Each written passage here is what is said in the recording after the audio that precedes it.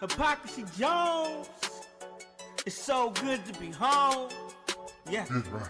It's right. Yeah. It's right. It's right. Yeah. Friday night high. Yeah, it's Friday. It's Friday. Friday night high. It's Friday. It's Friday. Yeah. Friday night high. Yeah, it's Friday. It's Friday. Yeah. Friday night high. It's Friday. Hypocrisy Jones. Yeah, it's Friday. It's Friday. It's a Friday night high. It's Friday. It's Friday. Yeah. Friday night high. Yeah, it's Friday. It's Friday. It's a Friday night high. Yo, what up? My name is Hypocrisy Jones, and this is a special Friday Night Hype with a big guest. A big guest. Yo, I got the man behind Kongo Kong, Steve Wilson. Yo, I'm so happy to have you right here. Thank you so much for coming. I can't tell you how much I appreciate this. Thanks for having me, man. I appreciate you guys even reaching out to me. Well, how could we not? One, you're close in this business. You're in the indie scene here in the Midwest and things like that. You're very integral, whether it be from your school aspect to whether it be from you performing on the indies, like you're actually doing today at for AACW in Kokomo, Indiana. So shout out to them. And so how could we not? You know, you've been in the business. You have so much to knowledge that we could all soak up. So how could we not ask you to be on? I appreciate it. Yeah. So I kind of want to dive into early career for you. I know you got your name or the Kongo Kong name from ICP, from Violent J, I believe. So how did you really make that into your own gimmick? Because in an earlier interview I heard you say that you didn't pick the name. It was just made for you, and then you made it into your own. So how did you go about doing that? Well, for years I was on the indie scene as the Juggernaut Osiris, how I came into the painted face savage monster gimmick was through a company called CIW of the Michigan Championship International Wrestling, and they wanted me to come up with a character that was a mix between between Umaga and Kamala, and I came up with the name Shamari. And the couple places that I did it, picked up a little bit of attraction, and I really didn't want to do it too much, but because of at the time the lack of characters or painted face characters, because that was right around the time everybody was switching to their real name or right. to a regular John Smith type of next door neighbor kind of character. I really didn't think that it had much of a place.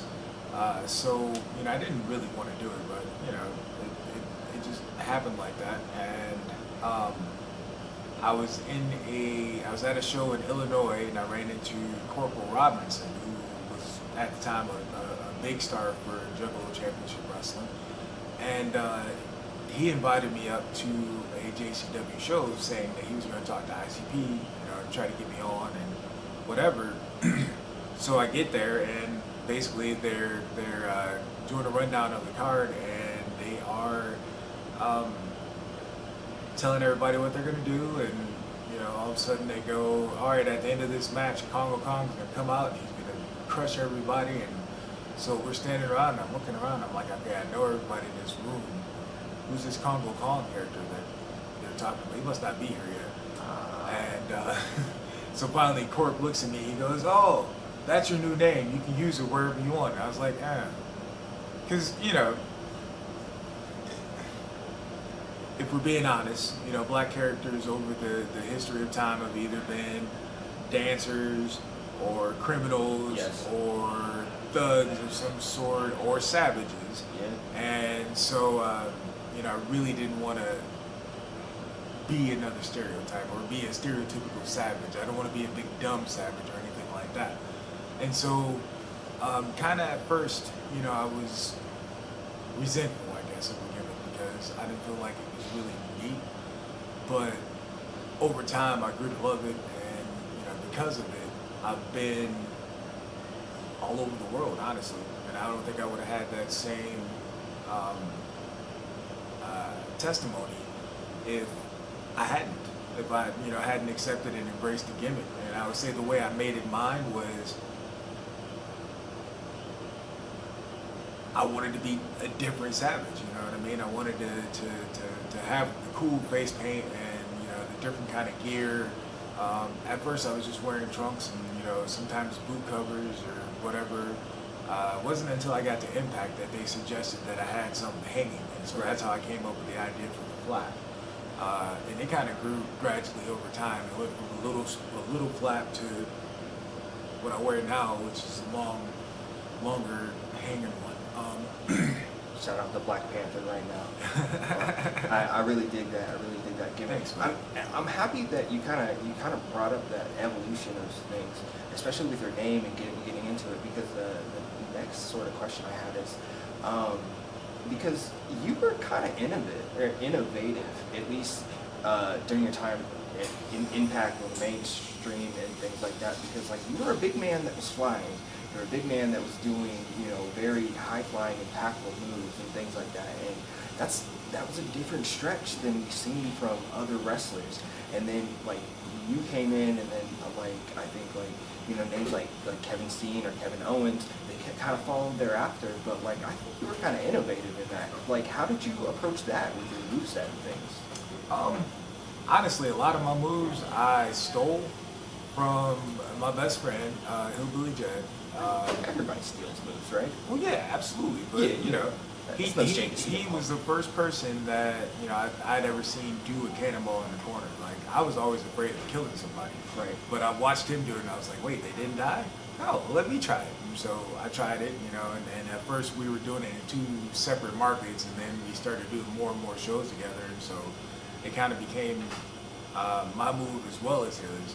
But I definitely give him credit for it because he was the original high-flying big man that I knew of. And so because of that, you know, I was like, wait a minute, if he can do it, I can do it too. You know, kind of the friendly competition aspect, and you know, just going from that to, you know, being able to do a moonsault, you know, hitting guys with Hurricane Ranas and things like that. You know, you have to be able to do stuff to stand out in this business. So, you know, for me, you know, not only did I have the character, but I didn't want to be another big man who only relied on big boots and choke slams, you know, to get him over, you know, and you know, moonsaults, top rope splash, occasional dive, depending on who I'm wrestling and how many guys are out there to catch me. You know, you have to stand out. You have to do something different. There was a time I was on a show with Rosie, God rest his soul, and he said, you know, Vince McMahon ain't gonna have you doing all that stuff that you like to do, all that flying. You can't stand strong in the ring. I said, well, to be honest, sir, if I make myself look like every other big guy out there, what about me is gonna make me stand apart from those guys? So I'm trying to be seen. And if Vince wants to pay me all that money to make me do choke slams and big boots, God bless it. Come on, Vince. Absolutely. I will do it. Or Trips, you see this, whatever. I'll be your big man doing choke slams and big boots. I will stay on the ground. I love it, but you showed that like you can be much more than that, and then like, you know, what's better than showing everybody at least your whole body of work, even if they want that little sliver. I like that. I like that mentality, and I also like the mentality that like you came up and you were just like, oh, he can do that. Oh no, I can do that too, right? So like, bro, I love that. I love that because I try to follow that in myself, whether it's through podcasting or whatever. But like, I love that drive and I love that spirit. And you kind of alluded to another question that I had is, like, I was kind of sad for your reign in Impact, and not in a negative way, but I just think that like they should have used you a little bit more. like you really could have been, you know, more of a dominant champion in a sense because of your versatile moveset and things like that. Like, and I know that you're working in the indies now, but like, where, like, is there a spot that you're trying to get to right now, like, or places you're trying to go to right now, like, as far as like a mainstream sort of deal or anything? There's no active places I'm looking for. I mean, there's a lot of wrestling on TV, but it's not the type of wrestling that I grew up watching and that I'm used to. And, you know, even on the indie scene, I'm still something different because you don't really see the old school make the cool things you do be special type attitude. You know, everybody wants to do 450s and springboard this and I mean, cool if you do that, but for me, I've come to the conclusion over the 25 years that I've been wrestling that guys that do that every time they go out, they end up lasting roughly 5 years. You know, and they don't get to have a 25-year career. You know, you have to be calculated with your risks. Absolutely. And the crazy things that you do because, you know, this is a very dangerous business. And if you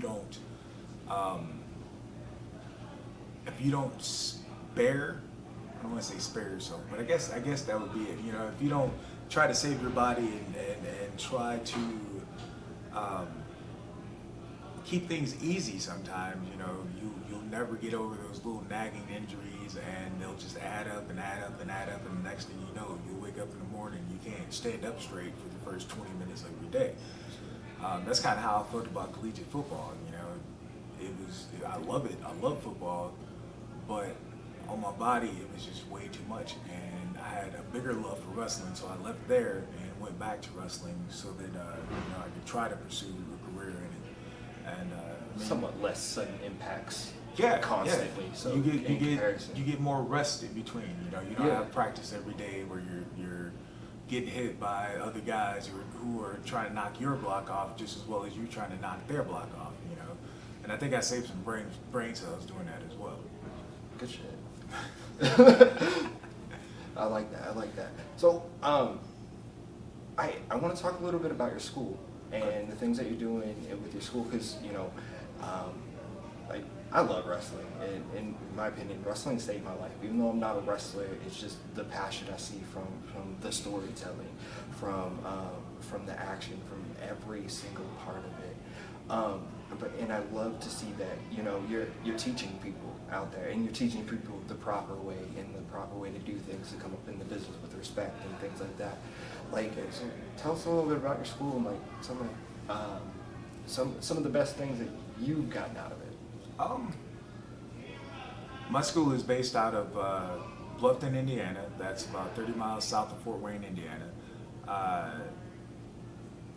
It is called Professor Kong's Wrestling Academy.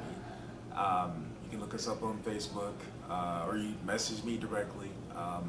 The thing I would say I got the most out of it is a family, you know, or not a family. I have my family, don't get me wrong. Right.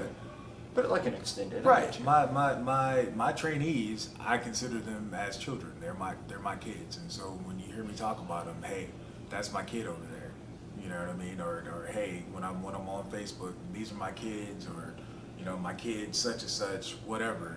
And I believe wholeheartedly in that, you know, and I believe that when you have family, you tend to strive to do more than just, excuse me, people are, you know, I'm popular, what can I say? Life happens. But when you have that, you can teach people more than just wrestling. You know what I mean?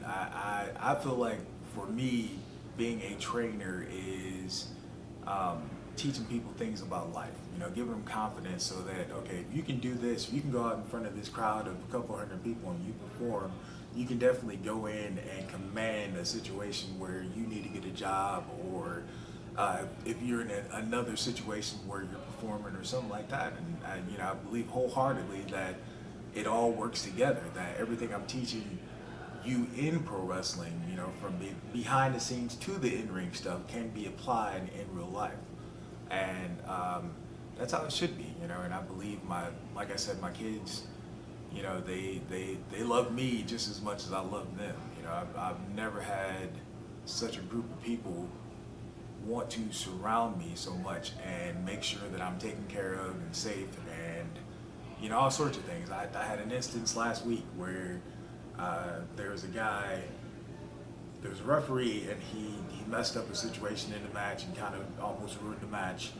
And, you know, so as the heel, I grabbed a chair and I started swinging it and, you know, chased him back into the ring, and he says he didn't get out of the way, but I know what I aimed for, you know what I mean? And that's why I hit the ring apron.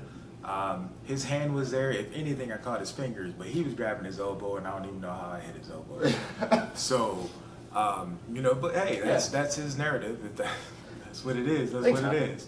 And so he came back, and you know, he's cussing me out while I'm not even there. And one of my other kids hears it, and he starts taking off his stuff, and he's gonna go over there and kill him. Somebody has to grab him and say, "Hey, let them handle it."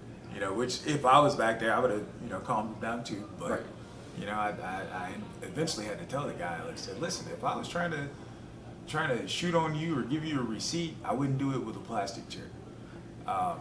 So, you know, the only thing I wanted you to do at that time was get out of my way and then finish, you know, throwing the match out or whatever it was that you were going to do from that point. Because I figured if you swing a chair at a referee, he'd say, okay, I'm going to DQ you.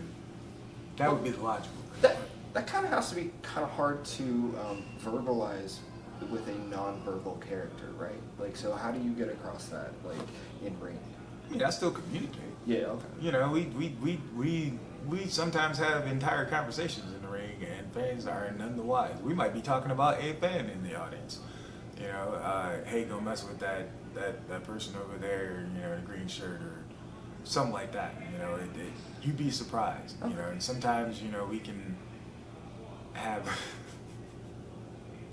we have fans, you know, and sometimes fans, it's a little tangent, but sometimes fans say some hurtful stuff, and I've heard like, "Hey Kong, you look like a purple minion," and I go, and I stop, and I'm getting ready to turn around and lay into him, and I'm like, "Oh, you're the baby face, you gotta stop, you gotta stop." And so like I'm sitting on the ring apron and I'm stewing at this point. And I don't even know why I'm so mad, but it was like the most hurtful thing that somebody could tell me is that I look like a purple minion of all the ridiculous things that, you know, to be mad about. Right. I mean, a minion I can understand, but you're not wearing yellow, and no. No. In one of the movies, they took a potion and it turned a couple of them into purple. Oh. They were like these evil monster minions, and he said I look like one, and I was just like, you bastard. You know, and I was ready to lay into him, and we're in the ring, and Eric turns around and looks at me, "Dad, you right?" And I go, "Yeah, this such and such is calling me a purple minion."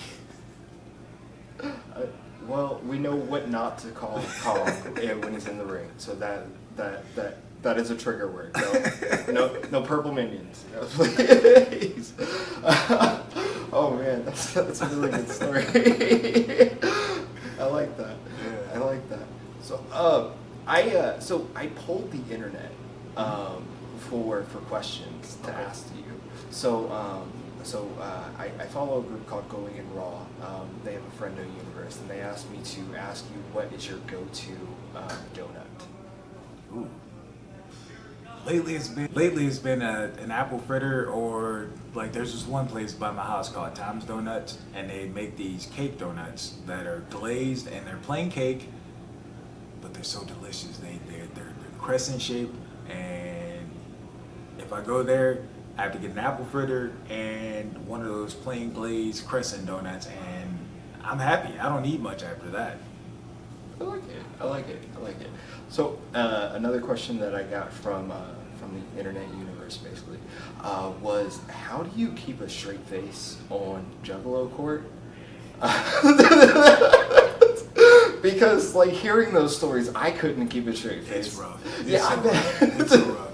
And then, you know, to have Shaggy and Jay you know, purposely messing with me and saying crazy stuff. And like it's rough. Like I have to stand there and be stoic, you know, and I still interact with them non-verbally. Right. And yeah, like they'll say stuff, and you know, Jay would come up and he'll Kongo Kong, blah blah blah, mustachio or something, you know, say some stupid stuff, and I'm just like, meanwhile, I'm biting the hell out of my lip because I do not want to mess this up and I want them to get mad. I happen to know that I am the longest tenured wrestler that hasn't been fired and brought back in JCW history. There you go. So I want to keep my streak. I don't want them to get mad at me. I love, you know, being able to work for them, and you know, really, it's what blossomed my career. You know, got me seeing. So. Absolutely. Like, and I caught some episodes of Juggalo Court, and I was like, this is the most amazing thing I've ever seen. So I had to ask about that too. So like, working for them has to be an absolute thrill. So what are some other things that you've done with them that's like a highlight that maybe somebody else wouldn't know? I try to stay out of the way. That's how a lot of people end up getting in trouble, is they try to do too much for them. And so when you're in the wrong position at the wrong time, that's when they're like, okay, you gotta go. And you know, so whenever they call me, you know what I'm saying? If they want me to come in and do something, you know, if it's not wrestling involved, okay, absolutely, you know. But they use me not sparingly, but, well, I guess sparingly in a non-wrestling kind of sense, you know, because that's just how they view me, you know. If Andre was seen every... Yeah, you got to keep your an attraction, right? Yeah, an attraction. If Andre's seen every time, then what's special about him? Exactly, I get that. So, I'm going to wrap this up a little bit, but I want to ask you about what's your most like prized wrestling memory or thing that you've done in wrestling? It'd probably be my Impact job. You know, I went there for a tryout, and after my trial match with Caleb Conley, you know, I felt like we did a really good job and killed it. And I went up to the producer at the time, who was John Gerberg. He went by Big, and I asked him, you know, hey, was everything okay, sir? And he said, yeah. He said, we want to bring you back with a full story, give you a contract, the entire works. And like, the best moment after that is being able to go and call my mom and call my dad and let them know, hey, I'm going to be on TV, you guys. You know, and then, you know, it's, I didn't get a chance to get rich off of it, but if you count the amount of other blessings besides money, you know, I'm the richest man in the world, and that is no lie. I love that. Money doesn't equate anything, right? Right. It just makes you maybe be able to buy cooler shit sometimes. Right. So I love that, and I love it that you're still in wrestling. You're still giving love to wrestling, and it doesn't seem like it's ever going to stop. We're gonna wrap this up a little bit, but is there anything that you would like to shout out? Let people know where they can find you, where they can find your school, and everything. Yeah, you can reach me on Facebook, reach me on Instagram. I don't like the Twitter so much, but I'm on there. And, you know, the training, questions about wrestling. If you need gear, I make gear. You know, a lot of people don't realize that about me. But yes, I have been doing that since 2007 because, you know, back when I started, there weren't a lot of places that made gear. And so after, you know, a couple failed attempts with a local seamstress that I knew from my church, I happened luck upon a sewing machine and decided, hey, I'm going to pick this up because it's you know, it's on sale, it's cheap, and let me see what I can do with it. And it just happened to work out. And, you know, been learning and growing and evolving my gear making. And yeah, you can see some of my stuff on television. So yeah, if you need gear, you know, feel free to hit me up. If you need advice, if you need, you know, you just want to say, hey, that's cool too, just don't be weird. That's a fact of life, no matter what. Right. Just don't try not to be. There's people that are naturally weird, and that's fine. Yeah. Be who you are, but don't be a creeper. You know what I mean? Yeah, there's a line. Yeah. I like it. I like it. So look, check it out. Look for Kongo Kong. And thank you so much to the man behind Kongo Kong, Steve Wilson. Thank you for thank you for being here so much. Really appreciate that. Yo, this has been a Friday Night Hype special interview. That's right. It's monstrous. Yo, That's right. so happy we're ready to do this. My name's Hypocrisy Jones. It's right. It's right. Yeah. It's right. It's right. Yeah. It's right. Hypocrisy Jones. Yeah. It's right. It's right.